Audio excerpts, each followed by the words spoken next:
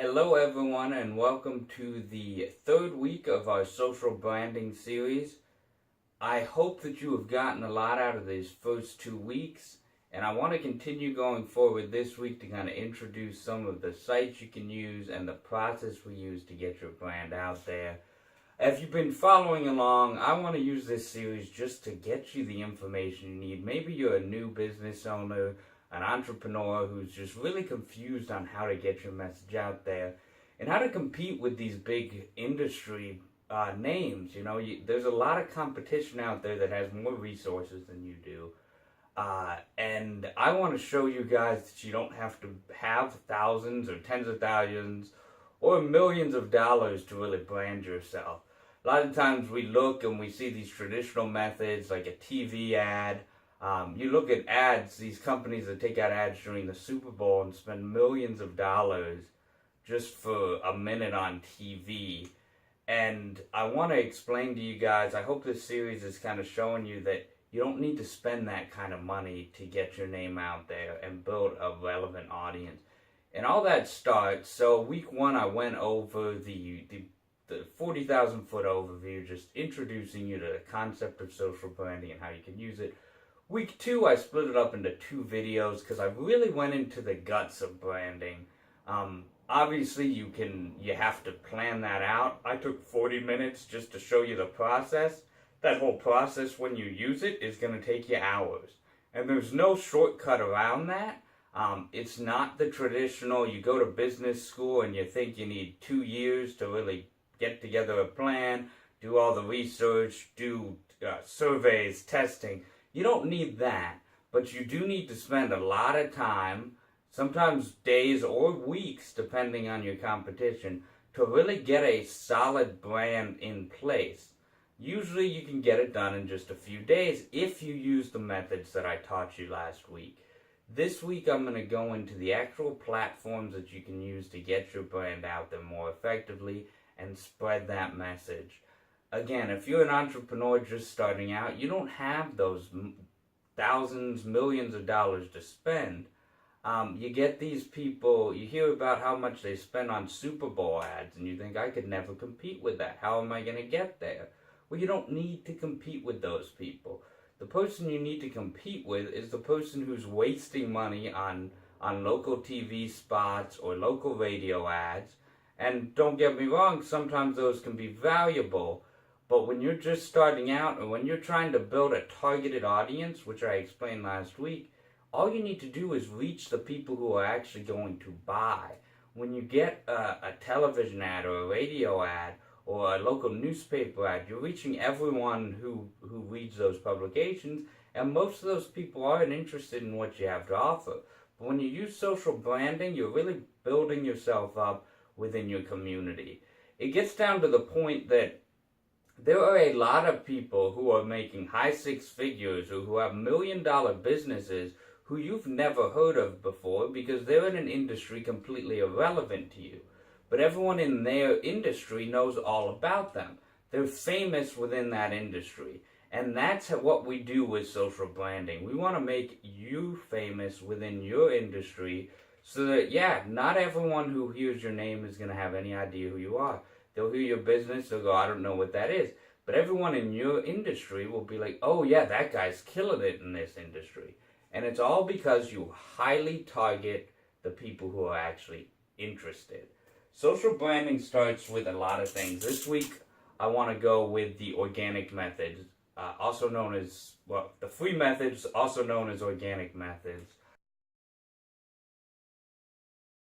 A lot of what we can do with this is actually go to different social media websites.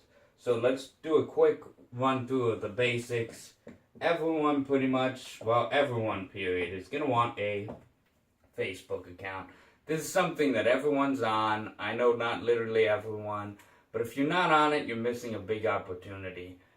It's gotten to the point that to reach people on Facebook, it is a lot easier to do sponsored ads, so it's not the most powerful free method, but just having a Facebook page at this point, it gives your business credibility.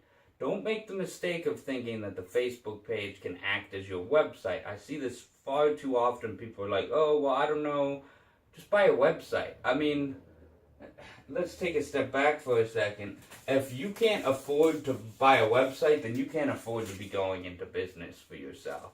A website's going to cost you maybe, especially for the first year, maybe $100 for hosting and maybe $15 for the domain.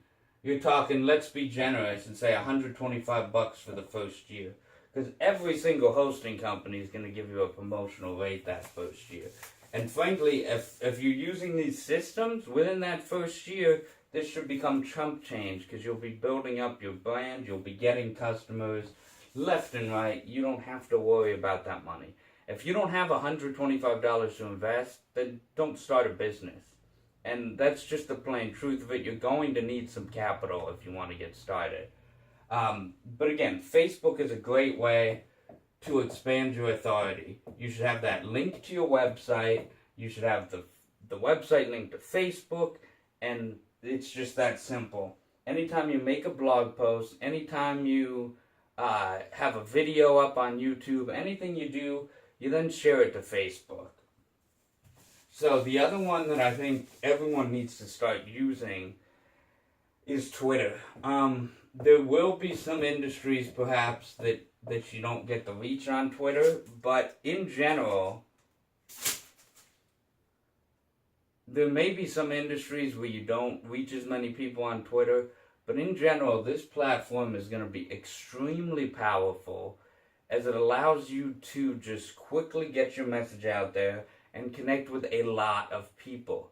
Building an audience on Twitter without spending a dime is actually pretty easy. You can get to the point where you're getting 100 followers a day within a few months if you just know what you're doing and you use the proper systems. This isn't an in-depth training on that, so I'm not going to go into that. But there are resources out there, and that's something that you can get from us here.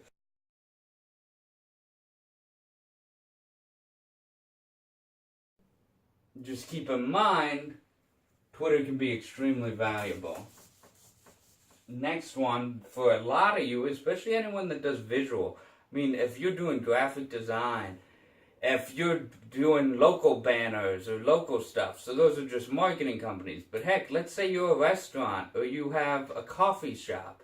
A lot of people look at those and they want to see pictures. So Instagram is an extremely valuable resource for you.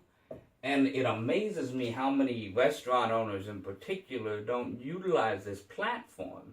You know, Instagram it's more than this, but it's a big platform for people taking selfies and, oh, you guessed it, taking pictures of their food. And if these people are going to your restaurant and taking pictures of your food, but you're not on there, you are tremendously undercutting your potential. These people are going there. If you have a thing on your wall, a sign at the table that says, hey, we're on Instagram, hashtag Joe's Pizza, that's my imaginary restaurant, then they go there. When they take a picture of your food, they're going to hashtag your restaurant. You're going to get direct access to new customers because anyone who interacts with that is going to interact with you.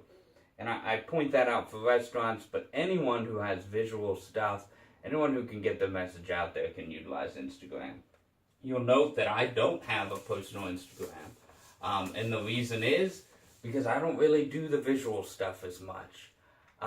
In the future, as my brand continues to grow, I'll probably just hire someone to run my Instagram, though, and put stuff out there for the hell of it. But remember, the whole point of this series isn't to tell you to spread yourself thin and run out of energy. It's to teach you the different tools that are out there and that you don't need to be everywhere. You need to be where your audience is. We talked about that last week, how to find that audience. This is how you get where they are. Pinterest is another super valuable one.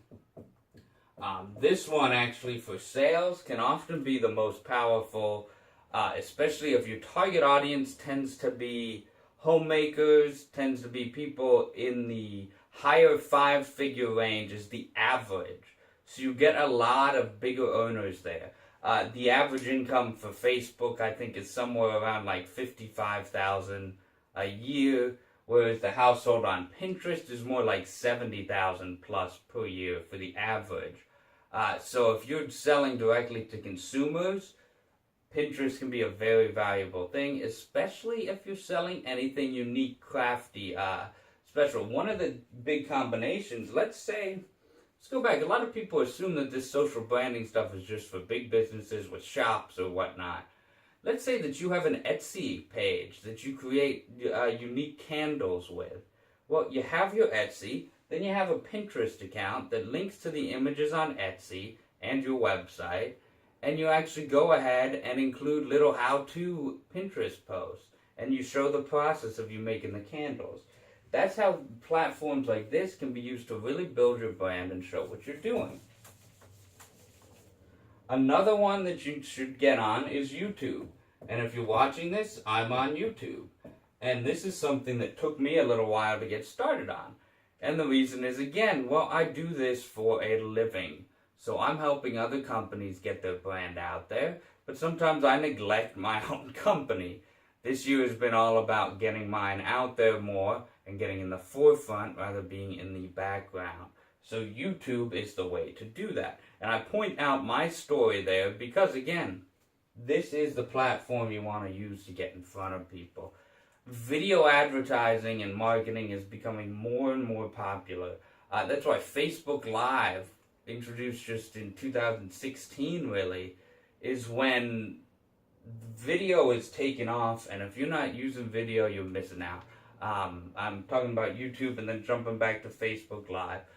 The point is you got to use video in every modality. Use Facebook Live when you can. Maybe you're at a event, a conference, something special going on. You're announcing a new product. Jump on Facebook Live.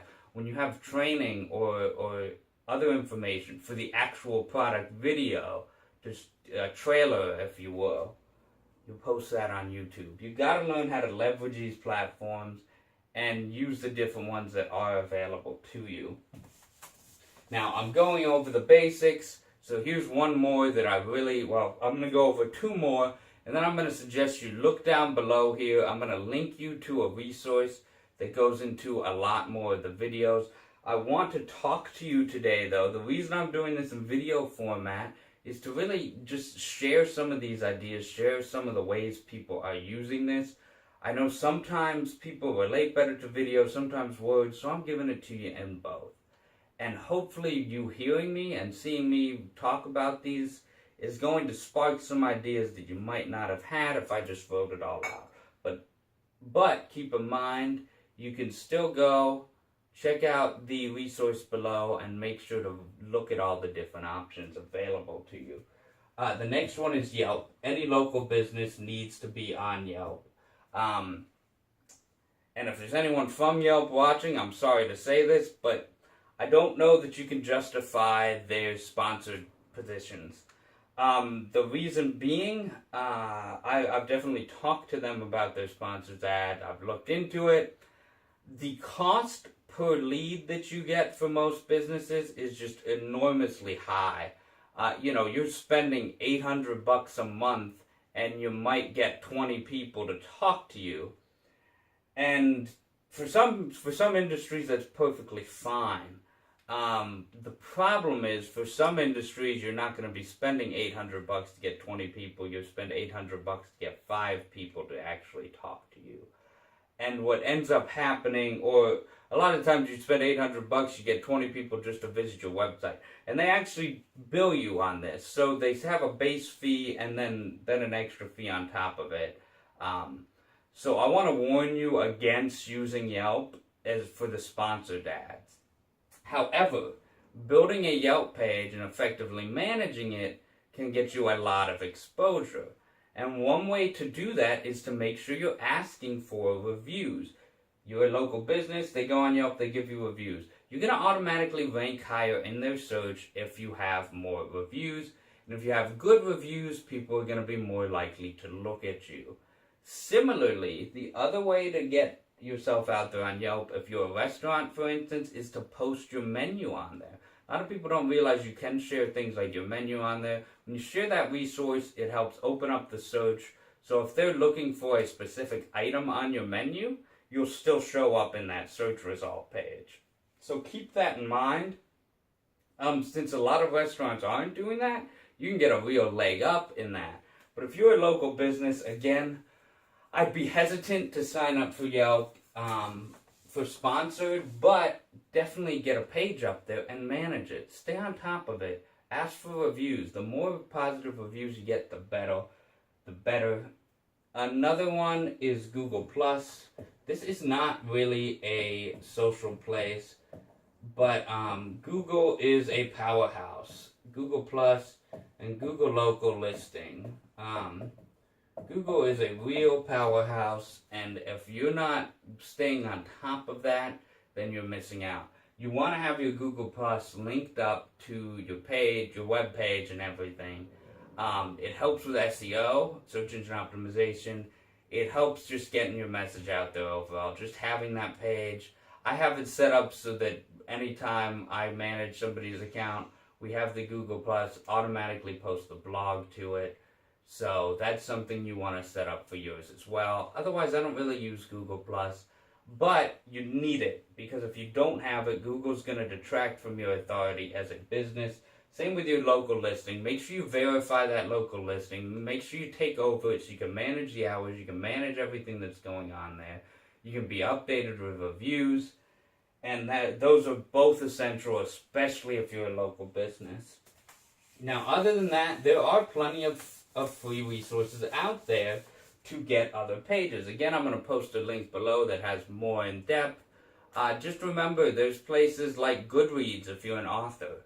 If you're an author and you're not on Goodreads, well, you're missing out on a big branding opportunity. If you're an independent music artist and you're not using SoundCloud, you're missing out on an opportunity. There are resources out there and free branding opportunities for a lot of people. And I say free because, again, this is stuff you can do for just your time if you're just starting out and you really don't have a budget for these things. Remember, we want to be able to help people, from the guy just starting out with $1,000 to invest and the big company who has millions. Everyone can get the help they need. Everyone can use social branding to their advantage if they know where to start. Hope this is giving you some ideas, and hope you can get started building your brand today. See you soon.